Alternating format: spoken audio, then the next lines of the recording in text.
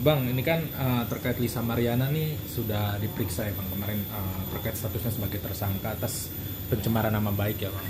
Itu dia mengaku siap dan dicecar 44 pertanyaan. Nah menurut Abang nih setelah ini bakal ada apa lagi sih Bang proses selanjutnya gitu? Ditahan nggak Lisa Mariana? Kalau Lisa Mariana sih gak ditahan. Nah itu yang jadi pertanyaan mungkin Bang. Kemarin sih dari Polri mengatakan itu ancaman hukumannya tidak bisa ditahan. Nah, Abang bisa dijelaskan gak sih? Jadi kadang-kadang ancaman yang di atas 4 tahun itu memang tidak ditahan. Tapi ada perkara-perkara khusus yang walaupun ancamannya maksimal 4 tahun itu ditahan. Gitu. Jadi, pada faktanya yang kasusnya Lisa Mariana ini ancamannya memang tidak ditahan. Jadi dia sebagai tersangka di BAP nanti disidang dan dia tidak ditahan karena ancaman hukumannya sama pasalnya memang menyatakan tidak perlu ditahan sampai di persidangan gitu. Ini sama kayak kasusnya Bang Rasman Nasution di mana tidak ditahan tapi bersidang terus. Nah, Lisa Mariana juga akan mengikuti pola ini. Jadi dia akan disidang tapi selama dia disidang dia tidak ditahan.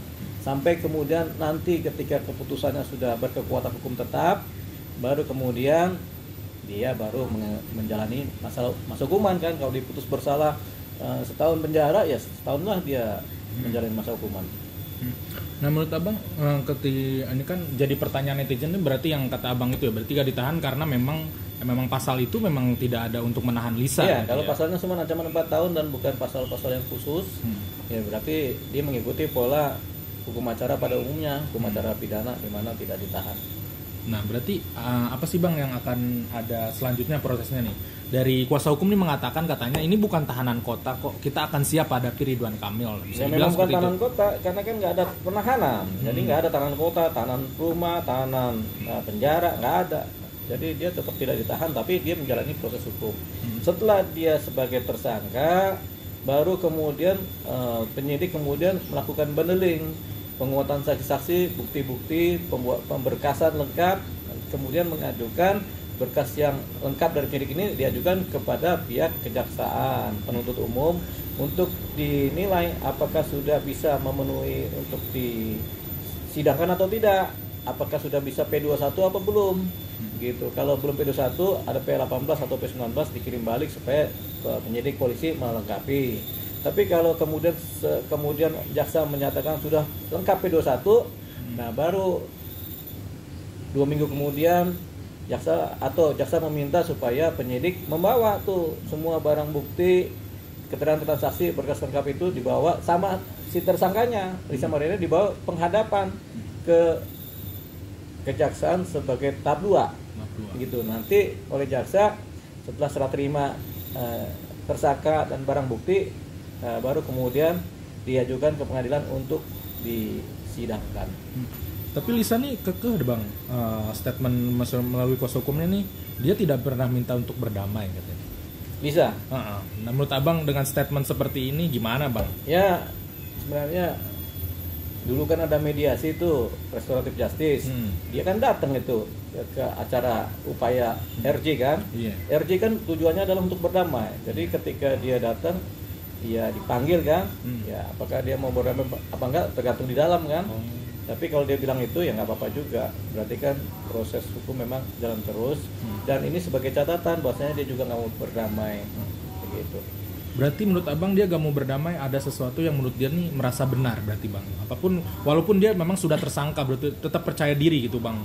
Ya bisa jadi dia merasa benar, tapi kan hidup ini kan nggak bisa ngikutin pikiran kita sendiri. Dia juga nggak bisa ngikutin pikiran dia sendiri. Ada interaksi-interaksi lain yang kemudian menjadi penyumbang dari suatu keadaan begitu. Jadi pikirnya dia benar, tapi faktanya hasil tes DNA nggak benar. Dari hasil keterangan saksi-saksi lain nggak benar kan? Gitu. Jadi tapi pikirnya dia benar, nggak apa-apa juga dia mikir begitu. Tapi hidup ini sekali lagi nggak cuma dari pikiran dia sendiri, tapi dari keadaan-keadaan lain yang di luar diri sendiri. Nah, persoalan juga di pengadilan pasti dibuka seterang-terangnya, nggak cuma perkaranya dia. Perkara korupsi A, B, C itu ketika di pengadilan kan dibuka seterang-terangnya. Ya nggak apa-apa, boleh kan? Dia nggak mau berdamai. Semua orang kan boleh berperang, boleh berdamai, boleh menyatakan nggak mau berdamai juga boleh. Tapi kan ini bukan persoalan politik, bukan persoalan peperangan. Ini persoalan hukum, di mana proses hukum yang berjalan. Apa sih Bang, mungkin Abang melihat kasus ini dari awal sampai sekarang Lisa tersangka, menurut Abang tuh gambarannya seperti apa sih Bang? Sampai akhirnya Lisa juga tidak mau berdamai, tetap percaya diri, mau menghadapi di persidangan gitu Bang. Ya, sebenarnya Lisa ini awalnya ingin pertama membuat terang keadaan. Yang kedua ingin membela anaknya. Yang ketiga dia berasumsi bahwasanya anaknya ini adalah anaknya dari Ridwan Kamil.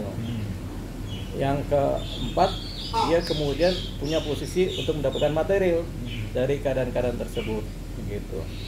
Yang kelima, karena dia sudah kemarin-kemarin mendapatkan material, tapi kemudian belakangan tidak, dia bergejolak kan, gua kejar nih, gua permalukan ini. Dan itu ada sentimen-sentimen dasar dari pikiran dia juga begitu terhadap Ridwan Kamil dan keluarganya kan. Tapi dia salah mengira, ternyata bukti berkata lain. Gitu. Oh, berarti bukti berkata lain ini ternyata meleset gitu Bang? Ternyata meleset, karena hasil tes DNA ternyata bukan anaknya Ridwan Kamil. Satu sisi Ridwan Kamil udah kejebur kan, udah kejebur, namanya udah jelek. pernah melakukan, kemudian udah pernah ngasih makan, ngasih nafkah, tapi bukan anaknya dia. Tapi akhirnya kejeburnya kenapa? Karena Ridwan Kamil dipermalukan, keluarganya hancur. Oh, wajar ya Ridwan Kamil ini marah untuk menutupi perkara ini. Iya dong, untuk menjaga kemudian integritas, harga diri lagi, memulihkan keadaan yang belum tentu bisa seperti semula. Ridwan Kamil melakukan langkah-langkah menempuh jalur hukum. Walaupun faktanya Ridwan Kamil pernah dekat secara intim dengan si Lisa Mariana. Oke, cakep.